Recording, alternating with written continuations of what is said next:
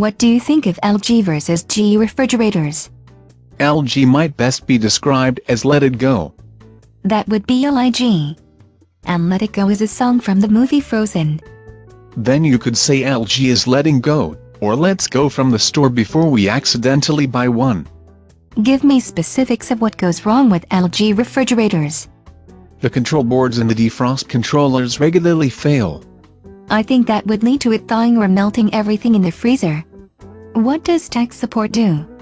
Their customer service pushes extended warranties even as you are trying to get parts repaired under the current warranty.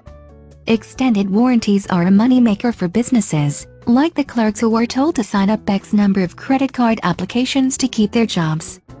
LG repair people regularly take multiple trips to solve a problem. And you get billed each and every time. I'm surprised I haven't heard of these problems before. LG doesn't have big market share, so it isn't as well known.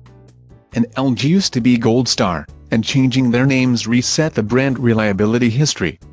I don't know if that's a matter of rebranding or hiding the evidence. LG is a Korean company. While Samsung fridges have a history of catching fire, LG has had similar problems. Okay, I'm not getting an LG fridge. What do you think of GE? They make good wind turbines and gas turbines. I'm asking about refrigerators. Their fridges are prone to leaks and ice maker problems. That's odd, since they even make components for nuclear power plants. I guess they might do a good job if the fridge was nuclear powered. Otherwise, it is a middling brand.